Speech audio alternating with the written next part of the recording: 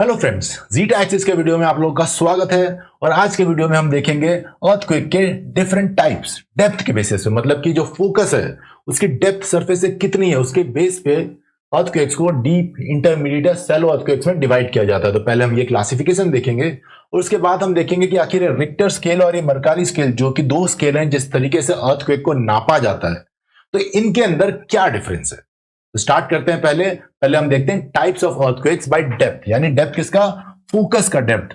जो energy release हुई है हमारी साइस्मिक एक्टिविटी के कारण, उसका फोकस कितनी गहराई पे है। तो अगर हम ये सरफेस लें और अगर हमारा फोकस ये अगर 70 किलोमीटर है, तो अर्थक्वेक का फोकस अगर इस रेंज में है तो उसको कहते हैं सैलो अर्थक्वेक्स। अगर उसका फोकस 70 किलोमीटर से 300 किलोमीटर के बीच में पड़ता है, मतलब फोकस जो अर्थक्वेक का है वो यहां पे कहीं पे है, यहां पे कहीं पे, जैसे कि ये है, तो इसे कहेंगे हम इंटरमीडिएट अर्थक्वेक। और उसके बाद अगर 300 किलोमीटर से भी ज्यादा गहराई से आ रहा है आपका ये फोकस, तो उसे कहते हैं हम डीप अर्थक्वेक्स। तो इस तरह से अर्थक्वेक्स को डेप्थ के बेसिस पे तीन पार्ट्स में डिवाइड किया जाता है। तो इन सब की जरा कैरेक्टरिस्टिक्स देख लेते हैं एक एक करके। सबसे पहले सेलो अर्थक्वेक्स, जो हमने देख लिया कि 70 किलोमीटर की कम गहराई पे जिस अर्थक्वेक का फोकस होता है उसे सेलो अर्थक्वेक कहा जाता है। अब इसमें क्या होता है कि जो अर्थक्वेक का जो फोकस है वो सरफेस के बहुत पास होता है, क्लोज टू द सरफेस। अब इससे क्या होता है कि सपोज आपका अर्थक्वेक यहाँ पे है, समझ लीजिए ये आपका पॉइंट है और यहाँ पे जस्ट यहाँ पे एकदम अर्थ के सरफेस के पास है आपका अर्थक्वेक है, तो क्या होगा कि मैक्सिमम एनर्जी जो फोकस पे रिलीज होगी, जो साइस्मिक वेव्स जो रिलीज होंगे इस पॉइंट पे, वो आपके सरफेस तक पहुंच जाएंगे। इसके कंपेयर में अगर सपोज कि अर्थक्वेक का फोकस यहाँ पे है, तो इससे जो एनर्जी रिलीज होगी उसका बहुत ही कम प्रोपोर्शन सरफेस तक पहुंचेगा। क्यों? क्योंकि बीच में भी रॉक्स है और वो रॉक्स काफी एनर्जी अब्सॉर्ब कर लेंगे। तो सैलो अर्थक्वेक्स में क्या होता है कि मैक्सिमम एनर्जी सरफेस तक पहुंचती है, more energy reaches earth surface, और इसीलिए ये सबसे ज्यादा डिस्ट्रक्टिव होती है तीनों अर्थक्वेक में। हालांकि इनका जो इफेक्ट होता है वो काफी कम दूरी तक महसूस किया जाता है, और ये तीनों तरह की बाउंड्री पे हो सकता है, कन्वर्जेंट बाउंड्री, डाइवर्जेंट बाउंड्री और ट्रांसफॉर्म बाउंड्री। ये बाउंड्री से दूर भी अर्थक्वेक्स आते हैं, लेकिन इन तीनों बाउंड्री पे भी आपको शैलो अर्थक्वेक्स देखने को मिलेंगे। और ऐसा क्यों? तो देखिए, अर्थक्वेक आने के लिए बेसिकली अर्थक्वेक हमेशा लिथोस्फीयर में आता है, एस्ट्रोनोस्फीयर में अर्थक्वेक नहीं आ सकता। क्यों? क्योंकि एस्ट्रोनोस्फीयर जो है वो प्लास्टिक स्टेट में है, सॉलिड स्टेट में नहीं है। जब सॉलिड स्टेट में नहीं है तो रिजिडिटी नहीं है, जब रिजिडिटी नहीं है तो स्ट्रेस डेवलप नहीं होगा। वहां पे कोई एक लेयर दूसरी लेयर को ऐसे स्ट्रेस नहीं दे रही है, उसको बेंड करने की कोशिश नहीं कर रही है। तो जब स्ट्रेस ही डेवलप नहीं होगा तो एस्थेनोस्फीयर में कभी भी फोकस नहीं हो सकता अर्थक्वेक, एस्थेनोस्फीयर से कभी भी अर्थक्वेक नहीं आएगा। इसीलिए हमारा अर्थक्वेक हमेशा लिथोस्फीयर में आता है। अब देखिए, यहां पे आप देखेंगे लिथोस्फीयर का डेप्थ तो काफी कम है डाइवर्जेंट बाउंड्री पे, यहां पे नॉर्मल है। और ये कन्वर्जेंट बाउंड्री, यहां पे डेप्थ देखिए बहुत गहराई तक डेप्थ आपको मिलेगी, बहुत गहराई तक लिथोस्फीयर मिल रहा है। तो यहां पे क्योंकि आपको 70 किलोमीटर तक भी लिथोस्फीयर मिल रहा है, इसलिए यहां पे भी आएगा शैलो अर्थक्वेक। यहां पे भी बहुत गहराई तक है तो ऑब्वियसली 0 से 70 किलोमीटर तक तो आ ही सकता है। सिमिलरली यहां पे भी है कि 0 से 70 किलोमीटर के बीच में अर्थक्वेक इसलिए आ सकता है, इसलिए अर्थक्वेक इन तीनों बाउंड्री पे आपको देखने को मिलता है। अब देखते हैं इंटरमीडिएट अर्थक्वेक। इंटरमीडिएट अर्थक्वेक क्या होते हैं?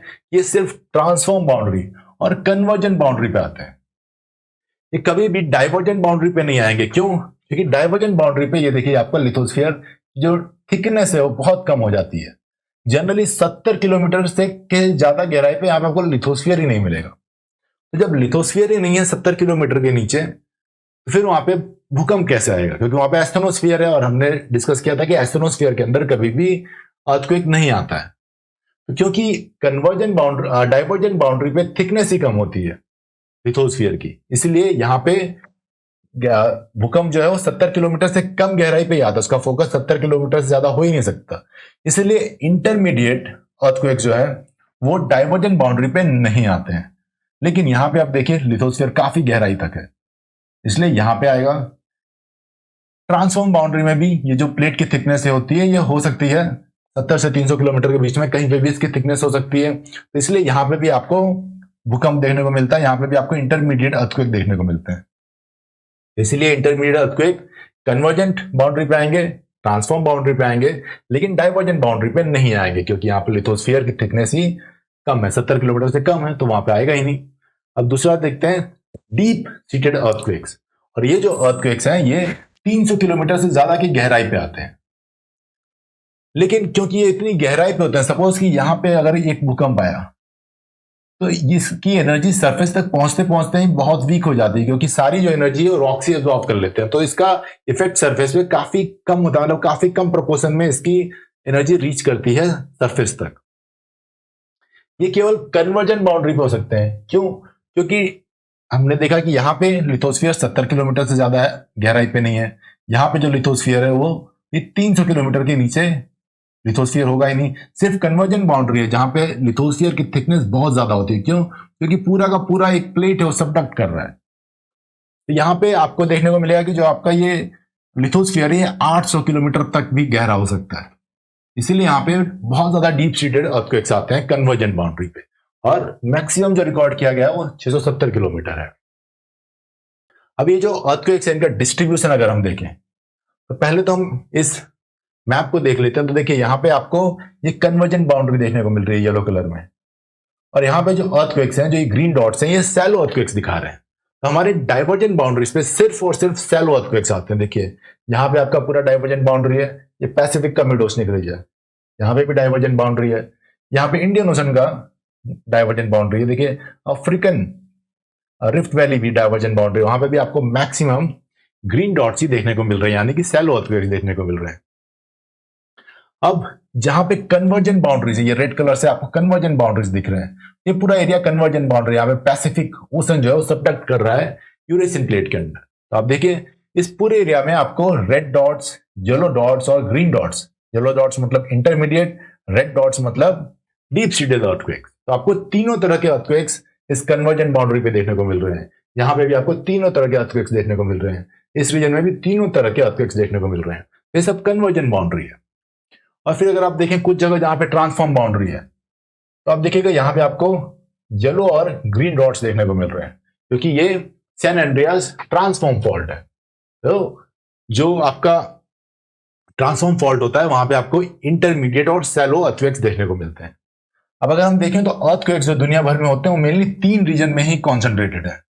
ये 3 रीजन कौन से? Pacific, ring of fire, alpide belt और मिड ओशनिक रीज। आइए एक एक करके इन तीनों रीजन्स को देखते हैं और समझते हैं। ये है आपका पैसिफिक रिंग ऑफ फायर या पैसिफिक रिम ऑफ फायर, दोनों कह सकते हैं। इसे सरकम पैसिफिक बेल्ट भी कहते हैं। तो ये जो है आपका west south America, west north America, Lucien islands, फिर जापान और फिर आपका न्यूजीलैंड तक, ये पूरा जो एरिया है इसे हम लोग पैसिफिक रिम ऑफ फायर या रिंग ऑफ फायर कहते हैं। यहाँ पे क्या है कि ये जो पैसिफिक प्लेट है ये यूरेशियन प्लेट के अंदर सबडक्ट हो रही है। यहाँ पे ये ऑस्ट्रेलियन प्लेट के अंदर सबडक्ट हो रही है। इधर ये नेक्सा प्लेट है जो साउथ अमेरिका के अंदर सबडक्ट हो रही है। और यहाँ पे जुआन दे फूका प्लेट है जो नॉर्थ अमेरिका के अंदर सबडक्ट हो रही है। तो पूरा का पूरा जो जोन है ये सबडक्शन जोन है। यहाँ पे आपका जो कन्वर्जन बाउंड्री है, तो आपका जो ये लिथोस्फीयर है बहुत ही डीप, बहुत ही गहराई तक पाया जाता है। इसीलिए इस पूरे एरिया में डीप सीटेड अर्थक्वेक्स आते हैं। यहाँ पे वॉल्केनिज्म भी आपको देखने को मिल रहा है, क्योंकि ओशनिक प्लेट है वो कॉन्टिनेंटल प्लेट के अंदर सबडक्ट हो रही है सब जगह। तो इसीलिए इस पूरे रीजन में आपको वॉल्केनिज्म देखने को मिलेगा। ये जो येलो ट्रायंगल्स है वॉल्केनोस दिखाते हैं। इस पूरे रीजन में आपको अर्थक्वेक्स भी बहुत ज्यादा देखने को मिलेंगे।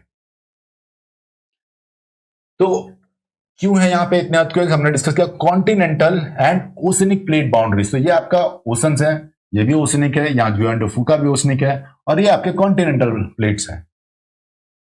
तो ये जो ओशनिक प्लेट्स हैं इन कॉन्टिनेंटल प्लेट्स के अंदर सबडक्ट हो रहे हैं।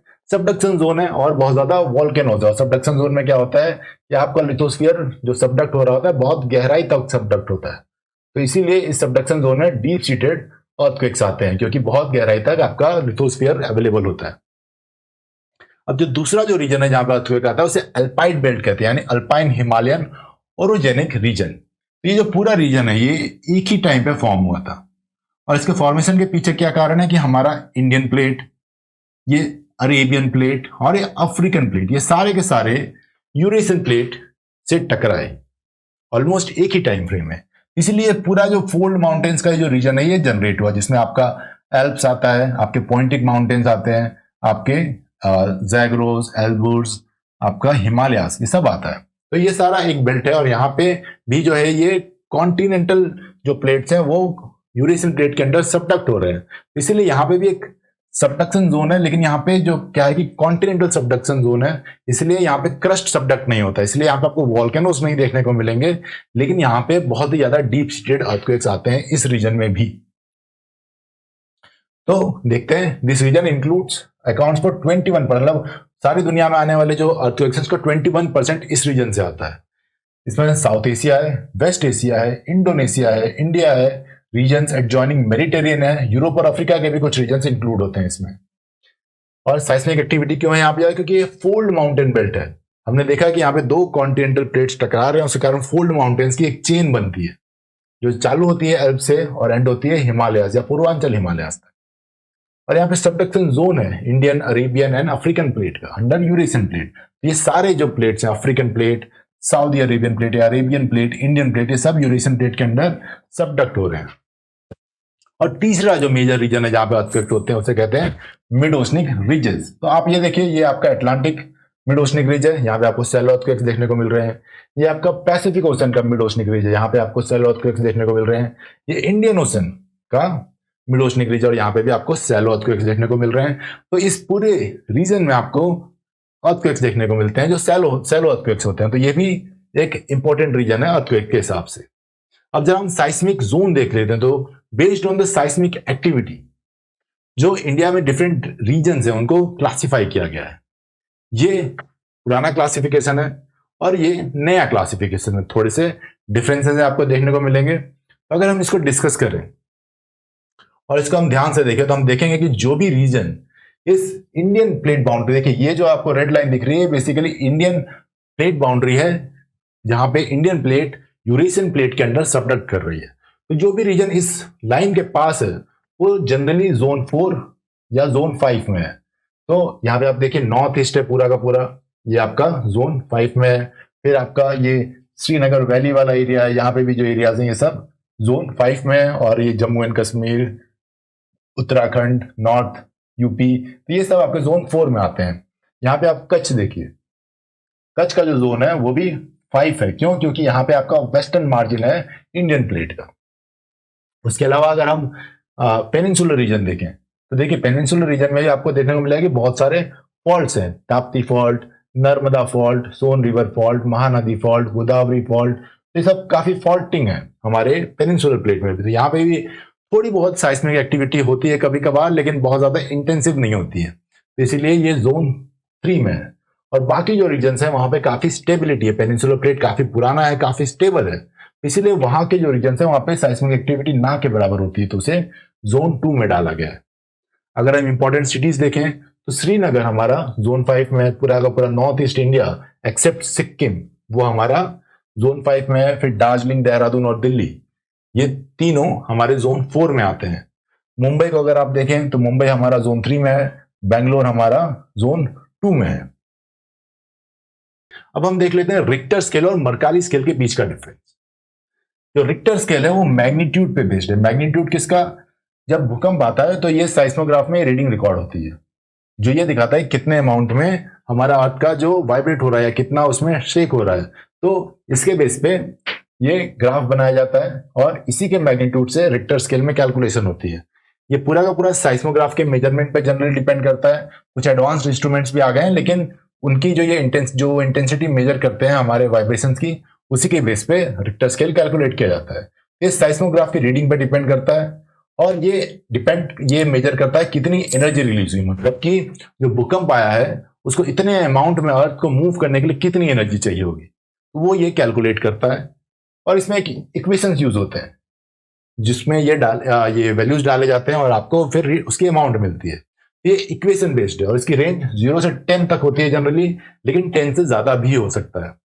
और वहीं पे देखते हैं Mercalli scale. Mercalli scale is based on intensity, और इंटेंसिटी का मतलब यह है कि वो इफेक्ट देखता है अर्थक्वेक का, ना कि मैग्नीट्यूड। इफेक्ट मतलब कि अगर अर्थक्वेक आया है किसी रीजन में तो सरफेस पे उसका क्या असर हुआ, क्या वहां पे बिल्डिंग्स गिरी, क्या वहां पे लोगों को बहुत ज्यादा परेशानी हुई, लोगों को बहुत ज्यादा डिफिकल्टी हुई या वो फिर मलबे में दब गए, तो ये सब जो चीजें होती हैं वो मेजर करता है। तो ये कैसे करता है? ये सर्वे होता है इसके अंदर, observation of people in the affected region. तो जहां पे भी भूकंप आया है वहां के लोगों का इंटरव्यू लिया जाता है, सर्वे किया जाता है, उनसे सवाल पूछे जाते हैं, उनका एक्सपीरियंस कैसा है, और उस एक्सपीरियंस के बेस पे, उस इंटरव्यू के बेस पे आपको ये रेटिंग दी जाती है 1 से 12 के बीच में। तो मर्काली स्केल में 12 मैक्सिमम है, उससे ज्यादा नहीं होता है। अगर हम रिक्टर स्केल को थोड़े से और डीप में देखें तो समझिए कि अगर एक 4 मैग्नीट्यूड का अर्थक्वेक है रिक्टर स्केल में और एक 5 का है, तो जो एम्पलीट्यूड है वो 5 मैग्नीट्यूड का 10 गुना ज्यादा होगा 4 से। क्यों? क्योंकि ये एक लॉगरिथमिक स्केल है, इसमें लॉग की वैल्यू यूज की जाती है स्केल में। तो लॉग 10 क्या होता है? लॉग 10 आपका 1 हो जाता है। तो इसीलिए 4 से जब 5 रिक्टर स्केल का होगा तो उसमें एम्पलीट्यूड जो होगा 10 गुना ज्यादा होगा, और एनर्जी रिलीज्ड वो 32 टाइम्स होगी। एनर्जी रिलीज्ड क्या है कि इतना एम्पलीट्यूड में अर्थ को वाइब्रेट करने के लिए या शेक करने के लिए कितना एनर्जी चाहिए होगा, तो वो कैलकुलेट किया जाता है, और वो 32 टाइम्स होगा अगर एक रिक्टर स्केल की वैल्यू चेंज हो रही है। तो एम्पलीट्यूड क्या है? मैक्सिमम डिस्टेंस अर्थ शेक्स और वाइब्रेट्स। और एनर्जी क्या है? Amount of energy that would be required to move that much amount of earth. और देखिए, इसको मेजर करने के लिए जनरली एक इक्वेशन आता है जिसमें आप डाल सकते हैं। एक इस तरह का स्केल भी डेवलप किया गया जहां पे एक साइड एम्पलीट्यूड होता है, तो आपको इस साइस्मोग्राफ से एम्पलीट्यूड मिल जाएगी वाइब्रेशन की, और यहाँ पे एस और पी वेव्स, हम जानते हैं कि पी वेव्स पहले नोटिस होते हैं, एस वेव्स बाद में आते हैं। तो पहले पी वेव्स आते हैं, फिर एस वेव्स आते हैं। इन दोनों के रिकॉर्डिंग का जो टाइम डिफरेंस होता है उसको नोट किया जाता है, और फिर यहां से यहाँ एक लाइन बनाई जाएगी, तो आपको एक मैग्नीट्यूड पे रीडिंग मिल जाएगी कि कितने मैग्नीट्यूड का अर्थक्वेक है। यहाँ पे आप इस ग्राफ पे एनर्जी देख सकते हैं। अगर 4 मैग्नीट्यूड का है तो एनर्जी कितनी है, 5 मैग्नीट्यूड का है तो एनर्जी कितनी है, तो ये भी इसमें दिया होता है। और ये रहा मर्काली स्केल। इसमें बेसिकली इंटरव्यूज होते हैं और उनके ऑब्जर्वेशंस के बेस पे रेटिंग दी जाती है। तो ये बेसिकली एक गाइडलाइन है रेटिंग देने के लिए। तो इसके साथ हम कंक्लूड करेंगे हमारा ये वीडियो, जिसमें कि हमने देखा कि different types of earthquakes depth के बेसिस पे, सेलो अर्थक्वेक्स, इंटरमीडिएट अर्थक्वेक्स और डीप सीटेड अर्थक्वेक्स। फिर हमने देखा रिक्टर स्केल और मर्काली स्केल के बीच का डिफरेंस। अगर आपको वीडियो अच्छा लगा हो तो सब्सक्राइब जरूर करें और शेयर भी करें। Thank you.